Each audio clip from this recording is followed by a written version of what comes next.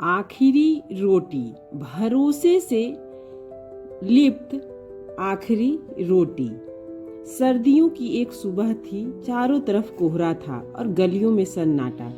एक कोने में एक बेकरी थी। उसमें रोटियां सेकता एक बूढ़े आदमी थे, जिन्हें सब मुन्ना काका कहते थे। काका उम्र में बड़े थे, पर उनके हाथों की गर्मी आज भी वैसे ही थी जैसी ताजी रोटी का भाप होता है। हर रोज वह सुबह के से शाम तक रोटियां बनाते और जो बच जाती उन्हें शाम को गरीब बच्चों में बांट देते थे। उस दिन भी ऐसा ही था। बेकरी लगभग बंद हो चुकी थी। मुन्ना काका अपनी आखिरी रोटी सेक ही रहे थे कि तभी दरवाजे की घंटी बजी।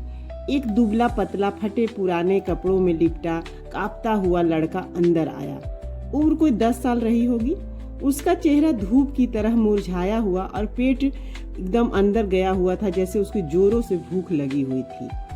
उसने डरते डरते पूछा, कुछ खाने को मिलेगा क्या काका? मुझे बहुत भूख लगी है। मुन्ना काका मुस्कुराए। उन्होंने उस आखिरी रोटी को कपड़े में लपेटा और बच्चे की ओर बढ़ा दिया, पर वो लड़का रोटी लेने से झिझकने लगा। उसके पैर पीछे हटने लगे, हाथ कांप रहे थे और आंखें काका के चेहरे को बड़ी गौर से देख रही थी। काका ने पूछा, क्या हुआ बेटा, क्या हुआ, बोलो। ले लो, भूख लगी होगी ना, खा लो, बैठ के खा लो अच्छे से। लड़का कांपती हुई आवाज में बोलने लगा, आप भी वैसे ही दिखते हैं जैसे वो।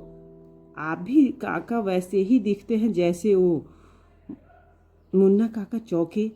कौन बेटा, कौन?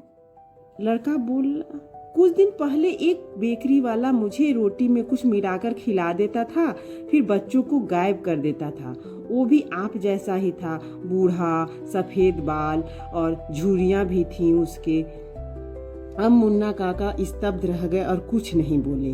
उनके हाथ में रोटी थी और दिल में कुछ भारी सा भय लगने लगा।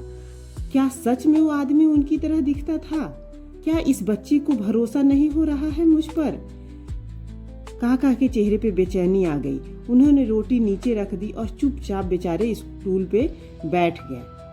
तभी पीछे से एक आवाज आई, डर मत बेटा, डर मत। मुड़कर देखा तो काका की पत्नी शांताबाई बेकरी के पिछले दरवाजे से आ रही थी।